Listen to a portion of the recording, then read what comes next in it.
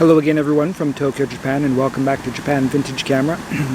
I apologize for the long break or long intermission since my last video. It's been well over a month since I last posted a video here. Unfortunately, a few things happened over that month which made it rather difficult to make videos. The first thing which happened is I managed to hurt my left leg pretty severely, or my left knee, which made it rather difficult for me to get around. In February, we took a skiing trip to Hokkaido, to Niseko, to try and get in the last skiing of the year on the holiday weekend. But it was not actually the skiing which hurt me. I decided that after going skiing in January that I was kind of out of shape, and that I would do a better job skiing in February if I spent a little bit time, trying to improve my fitness a little bit. So I was out doing playing squash every day and doing some cycling. During all that, I managed to do something to my left knee, which pretty much made it impossible to move, or very difficult to move.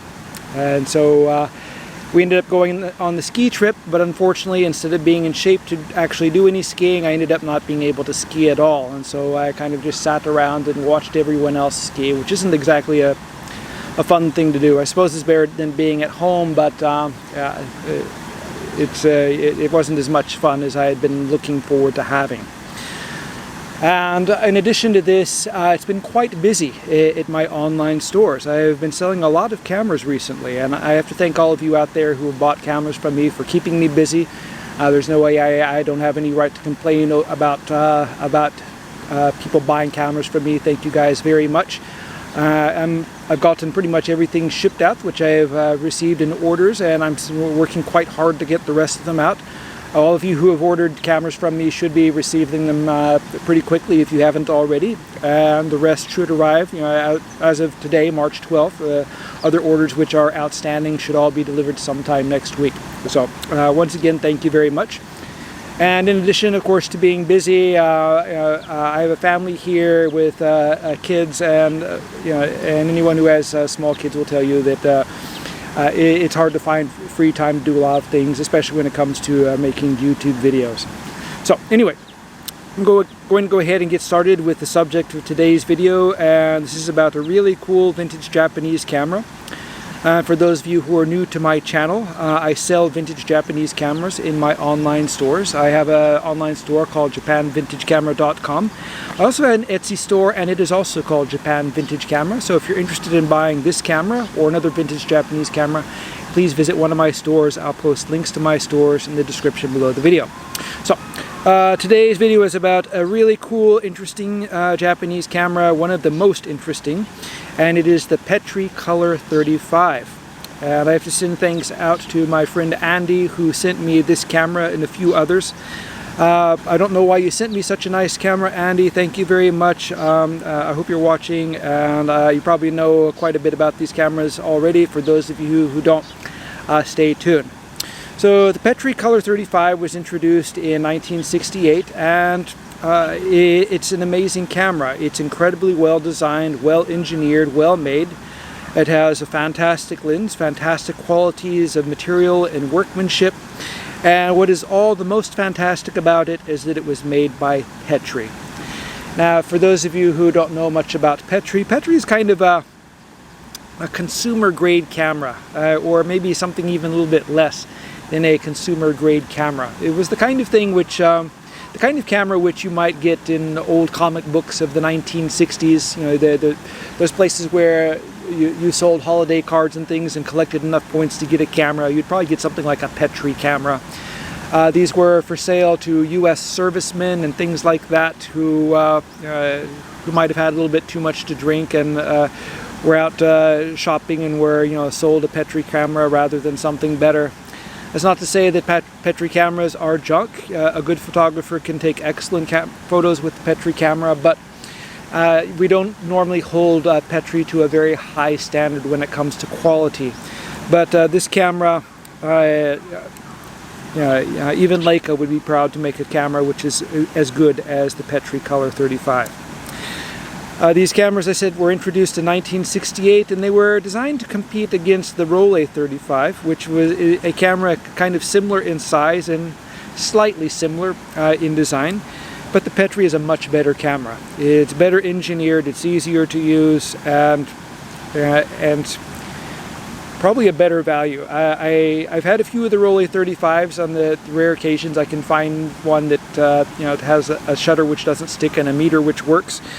But yeah, it's you know, as nice as they are, and it's still not up to the standards of the Petri Color 35. For those of you who are looking for a really compact 35mm camera and we're considering something like the Rolei 35, the Petri is a better camera.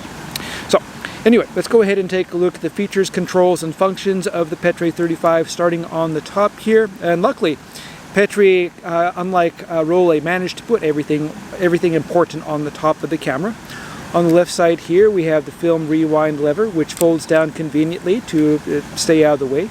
We have a hot shoe for mounting a flash gun, and in addition to the hot shoe, we have a sync socket on the front, so you can run either a modern strobe flash or you can run an older bulb flash or earlier strobe flash using the PC sync socket. Across the top here, we don't have anything in the middle other than this kind of knob here, which you can see under my finger. That is the focusing ring for focusing the lens.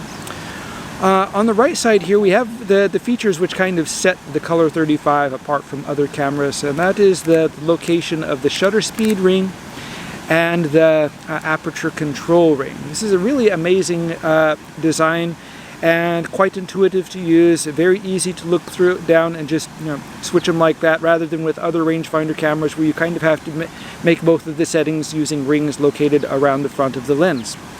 We have this little button here on the right. This is the battery check lamp. Moving to the rear of the camera, we have the film counter here, and we have the viewfinder window. And of course, I've already mentioned the focusing knob. And then here we have the shutter winding, or shutter charging and film winding lever. On the front here, we just have the lens, and normally I say, as this is a rangefinder, fixed lens rangefinder camera, all the important controls are here.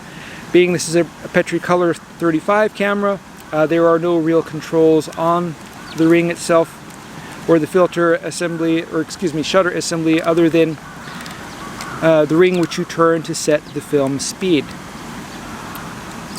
Using these cameras is a little bit tricky compared to other cameras. The first thing you have to realize when you use one of these cameras, if you pick up one like this and you go to use it, it's not going to do anything. The camera will not operate until you focus out the lens to the minimum focus. Once you focus out the lens, then you can operate the shutter release and wind the film. If you look through the viewfinder in here, we have a match needle system, which lets you know the meter reading, and also we have a focusing scale to tell what distance you are focusing from. That's another wonderful feature which is kind of hard to find on these scale focus cameras. Most of them have a focusing scale on the ring in front, and you kind of have to look at the focusing screen or look through like kind of a window in the bottom of the viewfinder to see what the distance is. Here in the Petri Color 35, it's very obvious and very easy to see. Another interesting thing about these cameras, which may throw people off, is that the meter only works when you charge the shutter. So you put the battery in and you look through and you can't get the meter to work, you move the dials back and forth, it's still not working. Just charge the shutter and then take a look. And so long as there's nothing else wrong with the camera, you'll see that the light meter starts working. On the bottom of the camera, we don't have very much. We have a standard 3/8" tripod socket. We have the lever which you use to open, or I guess to remove the film back. And here we have the release lever, which you have to depress in order to release the film wind mechanism and rewind the film. Loading the camera is simple. Just turn the dial like you would on a lot of other half frame or earlier 35mm rangefinder cameras. The entire back door comes off. Put it in a safe place. And on the inside here we have the film pressure plate, which kind of folds up to cover. To load the film, put your film cassette here on this side and pull the film over the film chamber here and feed it in to the take-up spool, and then close this into place to press the film flat and replace the film door like so.